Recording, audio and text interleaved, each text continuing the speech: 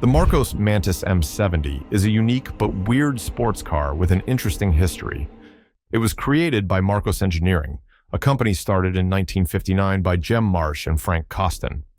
These two men combined their last names to come up with Marcos. Before making the Mantis M70, Marcos was known for making lightweight sports cars that stood out from the crowd. And in 1970, Marcos decided to try something new. They wanted to make a car that was sporty, but could also fit 4 people. This was the Mantis M70, their first 4-seater model. Dennis Adams designed it with help from Marsh.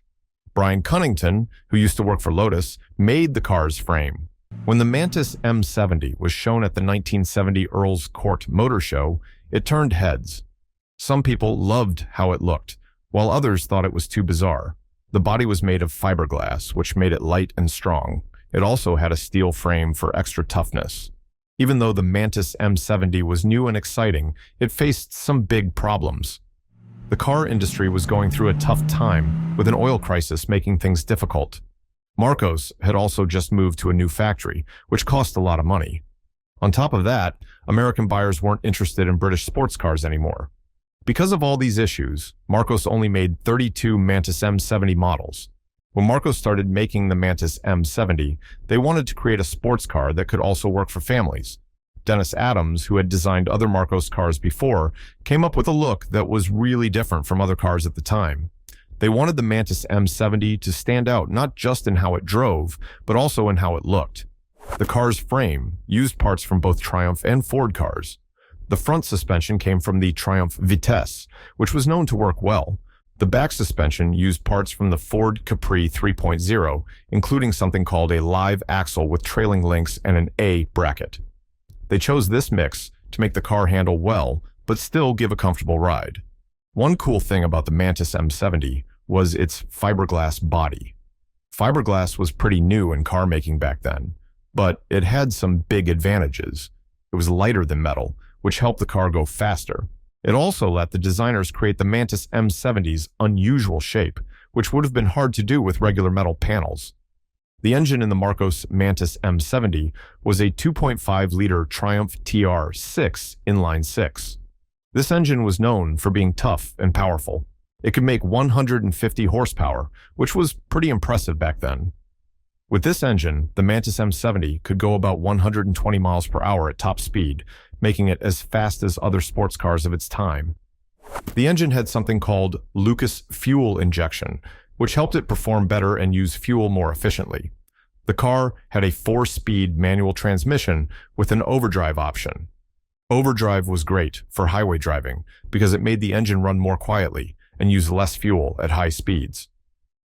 Inside the Mantis M70, comfort and practicality were important. The car could seat 4 people, which was unusual for a sports car at that time. This made it more useful than many other sports cars, which usually only had 2 seats. On the outside, the Mantis M70 looked bold and futuristic. Dennis Adams, who designed it, took a different approach compared to other cars. The car was low and wide, which gave it a unique look.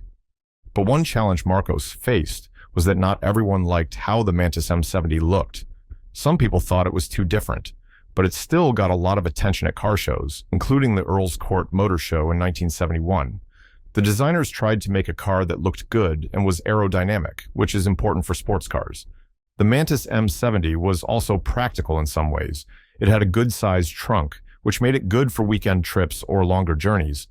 This added to its appeal as a versatile sports car. The materials used inside the car weren't fancy, but they were chosen to last a long time and be easy to take care of. Now, let's get into some more detailed information about the Marcos Mantis M70's engine.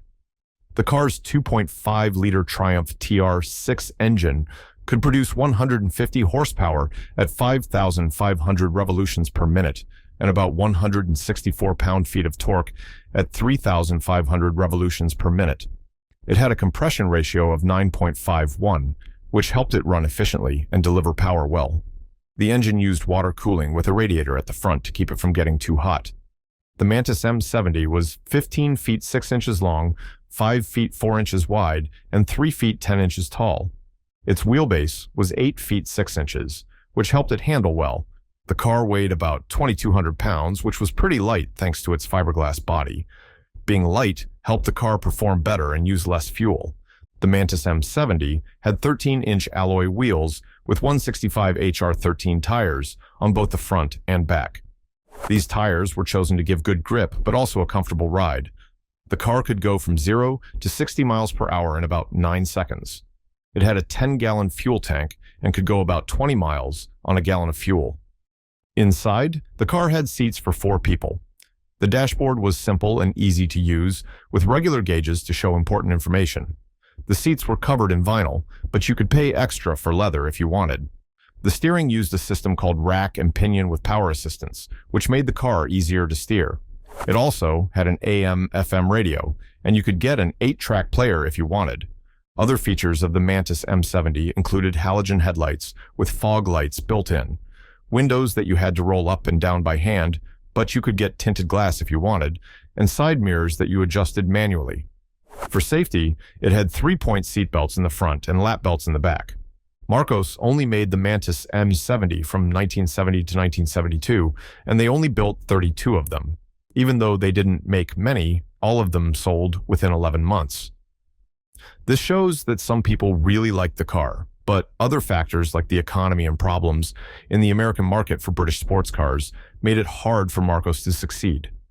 After they stopped making the Mantis M70, Marcos Engineering ran into money problems and had to close in 1972.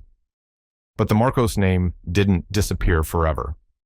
Over the years, different people tried to bring the company back, making new models. In 1997, someone even made a new car called the Mantis, this time with a big 4.6-liter V8 engine. Today, the Marcos Mantis M70 is a rare and valuable car. People who collect classic cars really want them because there aren't many around, and they have an interesting history. If you go to a classic car event, you might see a Mantis M70. People often stop to look at it because of its unusual style and the story behind it.